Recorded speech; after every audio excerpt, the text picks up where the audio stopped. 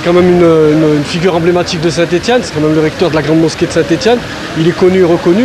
Il a su, contrairement à beaucoup d'autres, fédérer autour de lui, au-delà des intérêts partisans. Et aujourd'hui, bien évidemment, pour tous les musulmans de Saint-Étienne, et j'allais dire au même sur le plan national, puisque cette médaille va être remise par monsieur le recteur de la mosquée de Paris, monsieur David Boubaker, il y a une reconnaissance, et je crois qu'on peut se féliciter de cette reconnaissance. C'est le grand jour pour l'Arbi Marchiche. Recteur de la grande mosquée de Saint-Étienne, il est depuis 20 ans l'un des responsables de la Fédération nationale des musulmans de France et depuis 2 ans, membre du bureau du Conseil français du culte musulman, le CFCM. Ce jour-là, il est décoré par Dalil Boubaker, le président du CFCM, à la préfecture de la Loire. Alors, monsieur Marchiche, vous avez œuvré depuis longtemps, avec ténacité, avec discrétion et avec efficacité, pour promouvoir le libre exercice de la religion musulmane et pour faire en sorte que cet exercice puisse se faire dans la dignité indispensable. Mon ami, c'est l'Arbi Marchiche. Par ton travail, par tes réalisations au service des musulmans de Saint-Étienne et bien au-delà, par ton esprit de dialogue, jamais sectaire ni partisan, par ton ouverture au dialogue et par les services que tu as rendus à la France, en participant à l'éclosion et à l'organisation du culte musulman ouvert et tolérant, respectueux de la laïcité. Au fond, tu as permis aux musulmans avec nous de respecter et de faire de la laïcité une valeur partagée. Tu as, cher Sela Arbi, non seulement été le digne représentant de la Fédération nationale des musulmans de France, mais aussi celui qui mérite le plus aujourd'hui ta qualité de chevalier dans l'ordre national du mérite que j'ai l'honneur de te décerner en ce moment. Merci.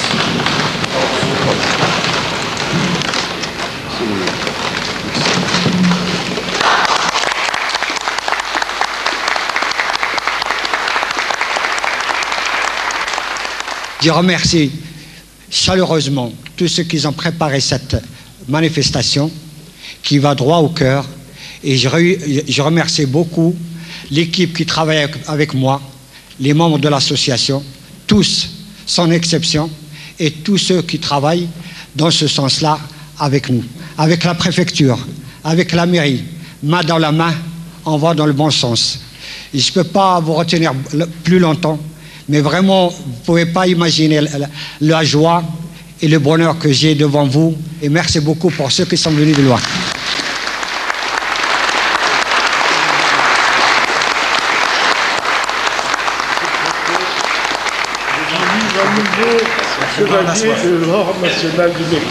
Très bien. J'ai 56 ans, je suis né à Rabat au Maroc. Je suis rentré en France en 1970. J'ai rencontré un ami du Maroc qui est installé à Paris, qui fait couturier, tailleur, qui m'a hébergé, qui m'a donné du travail. Et j'ai resté pendant 3 ans à Paris. Après, j'ai un ami à Saint-Étienne qui m'a demandé de venir s'installer avec lui à Saint-Étienne. Je suis descendu à Saint-Étienne en 1973. Je me suis installé à La Rivière, le premier appartement. Quartier Rivière. Et je suis descendu le deuxième appartement rue des Forges à Bellevue. L'Arbi Marchiche s'installera ensuite à Montrénaud. C'est dans ce quartier où il a vécu une quinzaine d'années qu'il va débuter son action sociale, culturelle et religieuse. Je me rappelle le début, quand on s'est installé là-bas avec ma famille, vraiment c'était mort et il n'y avait rien. On essayait de faire des activités pour les jeunes, on a créé une équipe de foot, on a essayé de mobiliser les jeunes parce qu'ils n'avaient rien, il y avait pas, à l'époque il n'y avait pas de terrain, il n'y avait rien du tout. Et en militant avec les municipalités et tout, ils ont installé un terrain, ils ont installé un champ des jeux pour les enfants. Et c'est vrai que le problème, que ce soit à Montrénaud, que ce soit ailleurs, c'est le problème de chômage. Un autre problème de ce quartier, c'était qu'il n'y avait pas de salle de prière, il n'y avait pas une mosquée. Même sur toute la ville de Saint-Étienne, il n'y avait pas une mosquée. Et c'est pour ça que j'ai créé l'association en 1982. Et depuis ce jour-là, j'essaie de militer pour faire ou construire une mosquée. Et on a acheté ce terrain et ces locaux en 1983. Et depuis ce jour-là, les gens, les musulmans de Saint-Étienne, ils ont un endroit à eux, avec leur argent qu'ils ont payé. Et vis-à-vis des jeunes et des vieux, ils viennent à la mosquée, ils viennent se recueillir chez eux. En attendant leur future grande mosquée, les musulmans de Saint-Étienne se retrouvent dans leur principal lieu de culte, rue Scheurer-Kessner. Ce verset, qu'est-ce qu'il dit? Ô vous qui croyez, ô vous les croyants, craignez Allah subhanahu wa ta'ala comme il se doit et ne mourrez qu'en étant musulmans. C'est sur ce point précis que je veux revenir. Parce qu'Allah subhanahu wa ta'ala, il fait un appel pour les croyants, pour ceux qui ont la foi.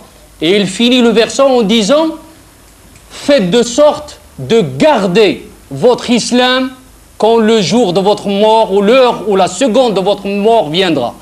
Quand on réfléchit un peu, qu'est-ce qu'on comprend? On comprend que c'est facile de devenir musulman. C'est facile d'être musulman. Il suffit de faire l'ablution nécessaire, il suffit de citer le témoignage de la foi et on devient musulman. Et après, le fait de garder cet islam, le verset nous précise que garder son islam jusqu'à sa mort, ce n'est pas une mince affaire. Et pour cela, il faut qu'on comprenne qu'est-ce qu'un musulman et comment le messager d'Allah, Muhammad alayhi salatu wa salam, a défini le musulman. Muhammad sallallahu alayhi wa sallam, il a dit Al-Muslimu man salima an-nasu min lisanihi wa yadihi. Le musulman est celui que l'humanité est à l'abri de tout ce qui peut apporter comme mal, soit par sa langue, soit à travers ses mains. C'est ça le musulman. Et dans un autre hadith, Rasoul alayhi salatu wa salam, le messager d'Allah, il dit Ahib linnas ma tuhibbuhu li nafsik takun muslima.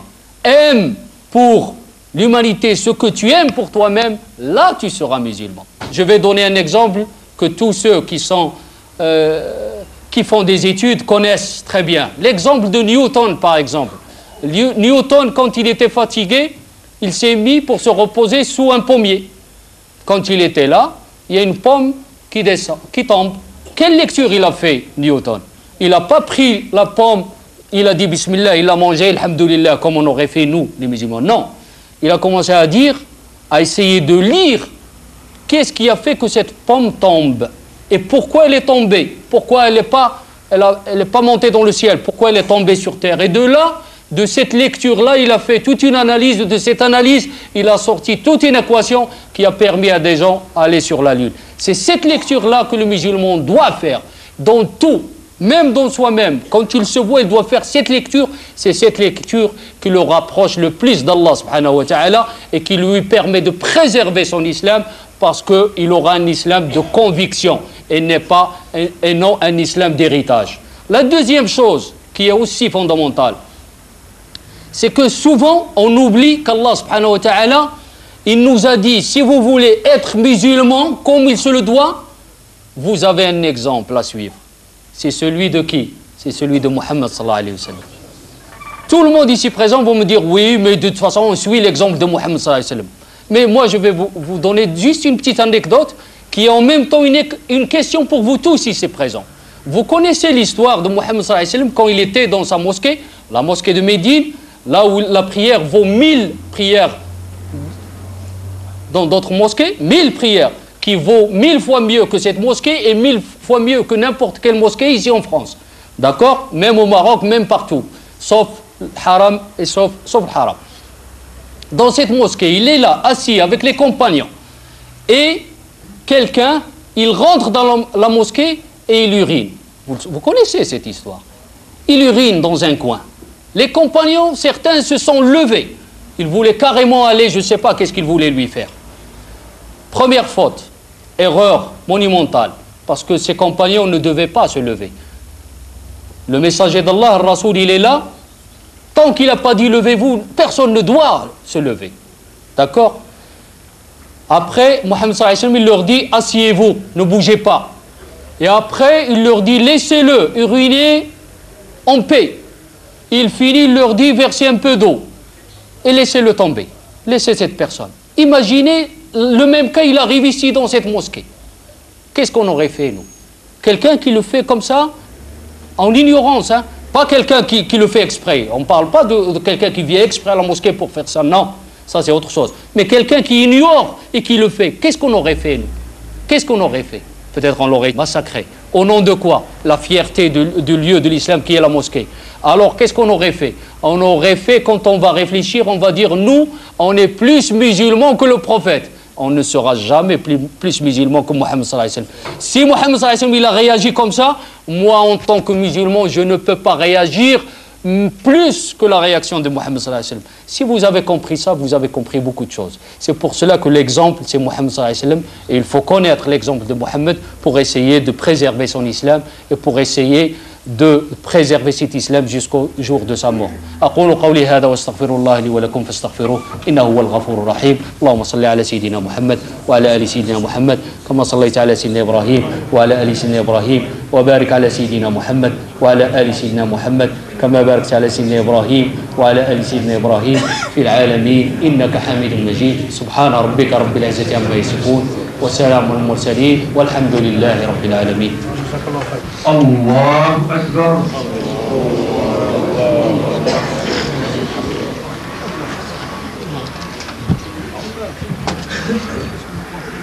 الحمد لله رب العالمين الرحمن الرحيم ملك يوم الدين إياك نعبد وإياك نستعين اهدنا الصراط المستقيم صراط الذين أنعمت عليهم غير المغضوب عليهم ولا الضالين.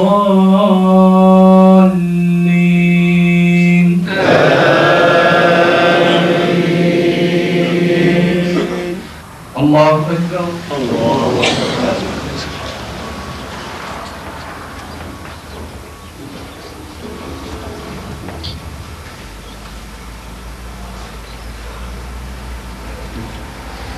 سمع الله لمن حمده.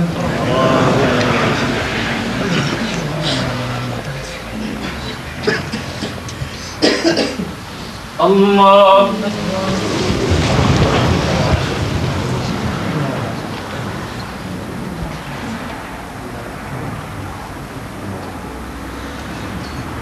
الله أكبر.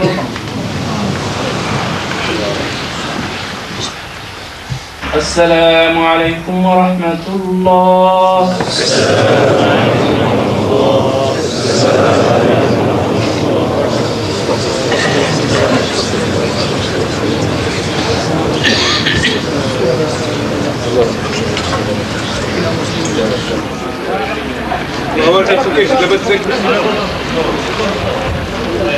Est-ce que vous venez régulièrement prier ici?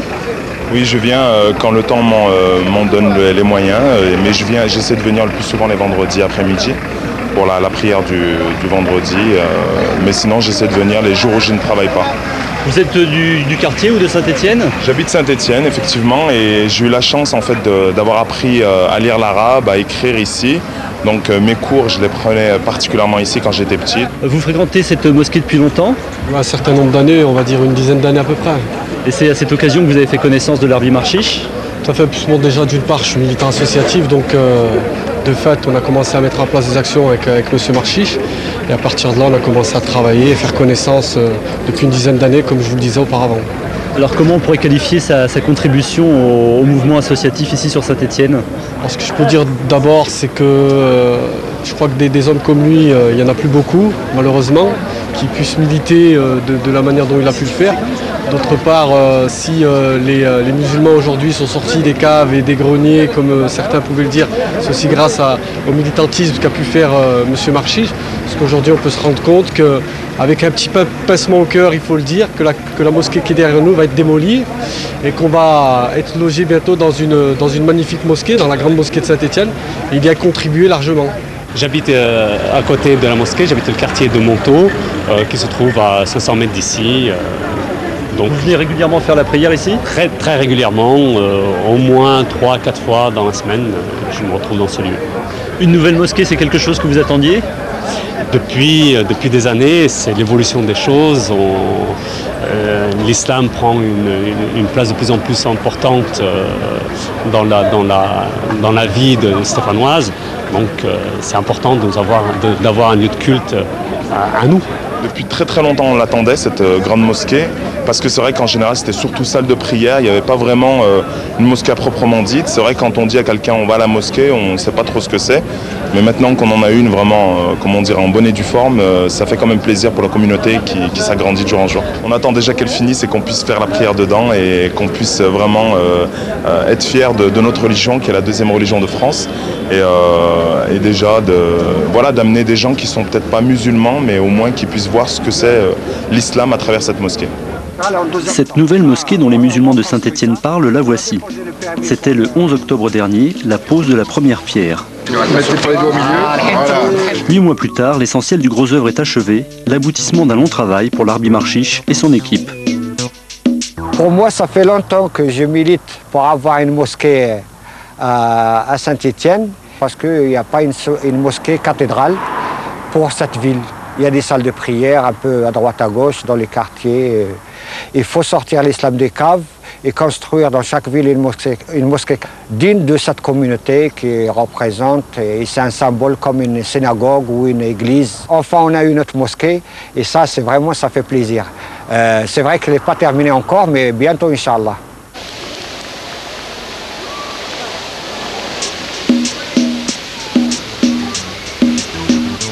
Sur une population de 180 000 habitants, Saint-Étienne compterait plus de 20 000 musulmans de différentes origines, principalement du Maghreb.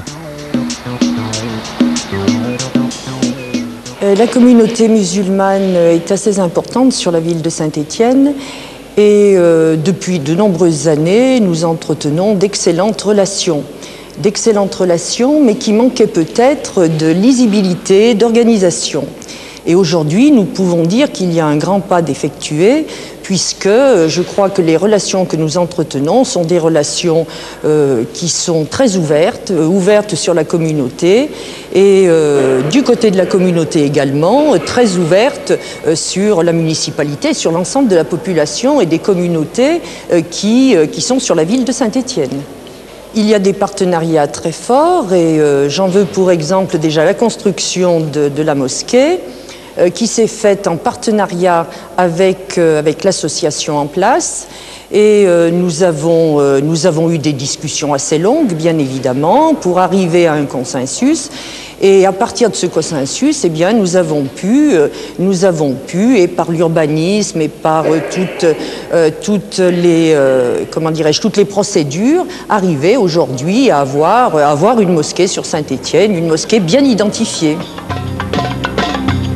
Un autre bâtiment sera construit sur l'arrière de la mosquée avec pour vocation la mise en place d'activités culturelles et de loisirs. Un centre ouvert à tous pour faire découvrir la culture musulmane.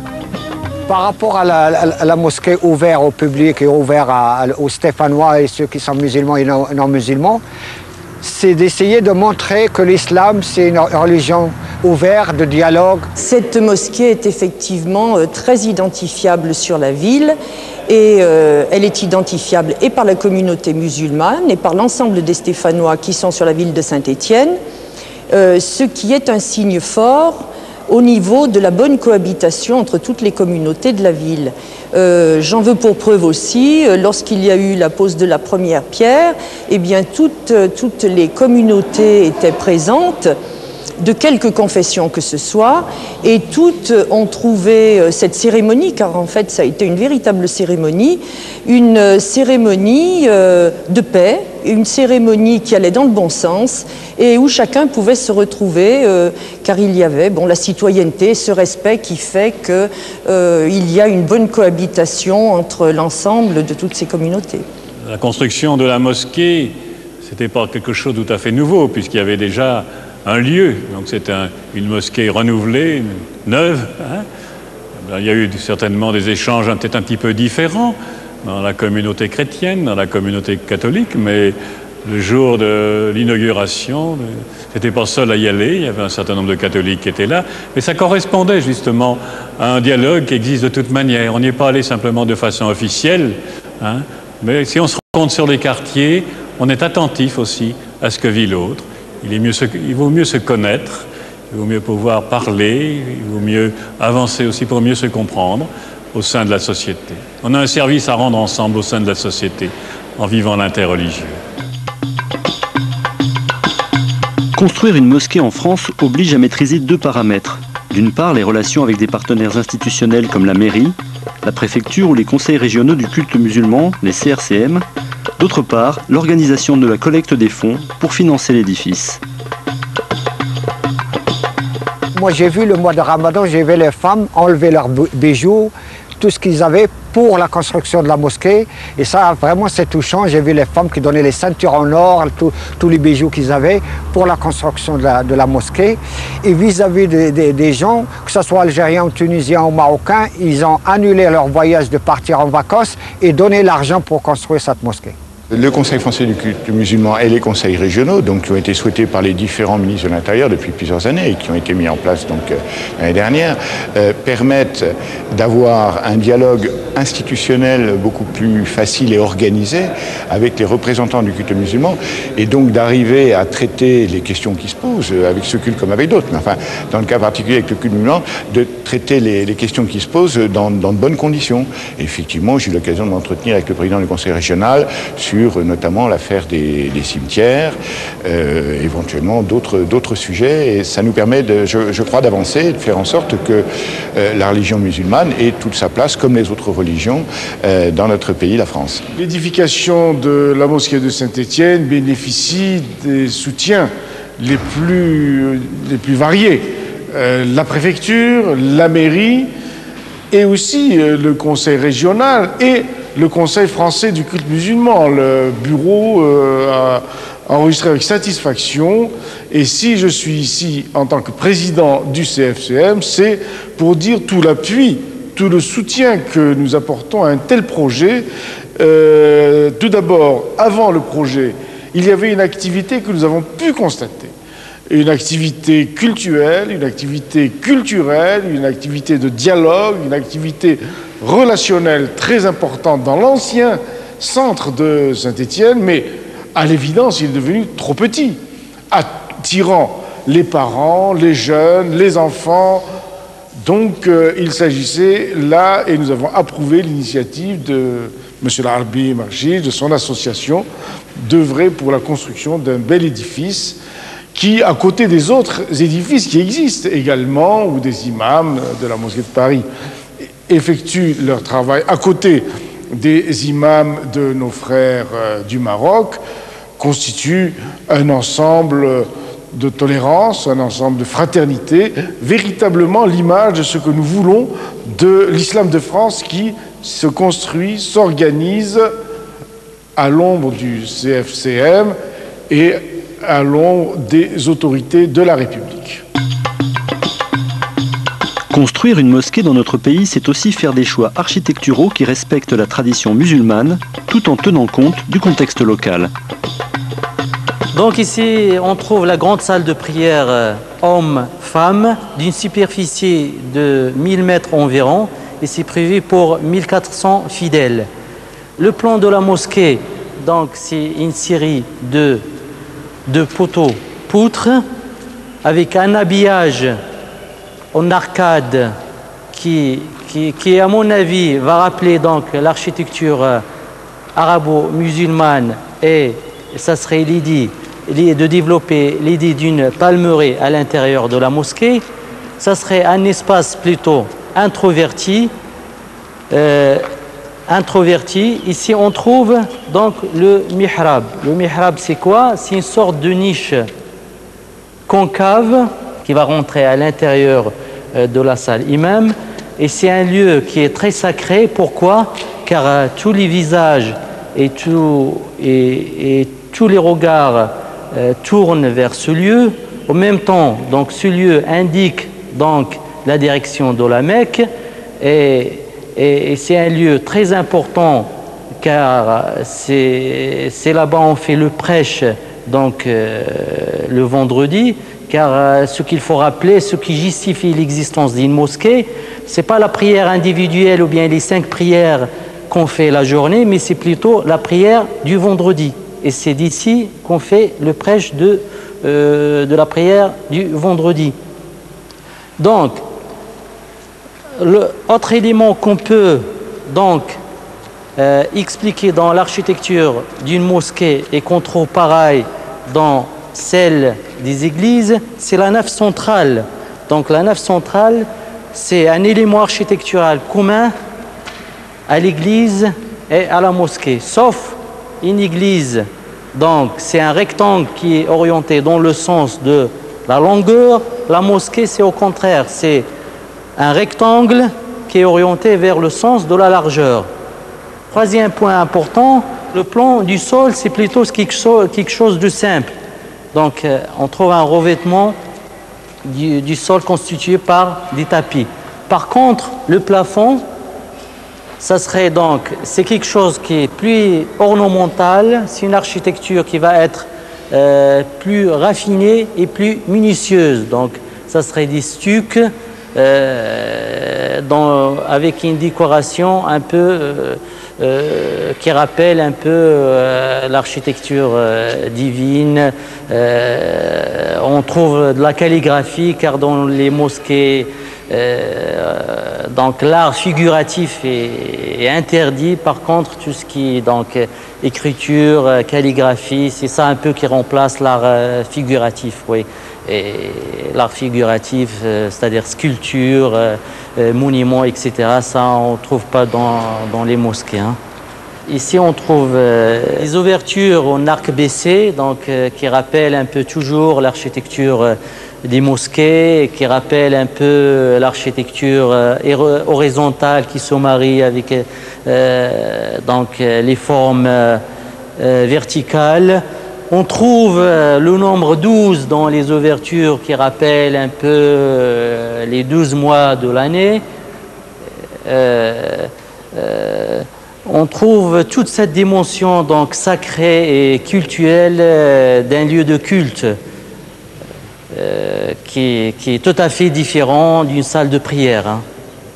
Donc ici on découvre donc le patio, donc qui sera couvert donc par une sorte de verrière à 4 pans. Ici il y aura une fontaine, donc la future fontaine, on voit les réservations pour l'eau, pour l'éclairage. Cet espace il peut servir aussi pour comme un lieu de prière supplémentaire, surtout le vendredi et les fêtes religieuses. Là-bas la capacité de la mosquée ne sera jamais donc suffisante pour accueillir l'ensemble des fidèles. Donc ici le fidèle arrive pour faire les ablutions. Donc pour faire ces ablutions, donc il prend le siège qui va être dans l'alignement ou bien en parallèle avec le mur. En face il y aura un robinet, puis il commence le rituel pour les ablutions avant de se diriger vers la grande salle de prière. La grande mosquée de Saint-Étienne est le symbole d'une démarche réussie, une démarche dans laquelle pouvoirs publics et musulmans de France sont engagés depuis plusieurs années sous l'égide du Conseil français du culte musulman.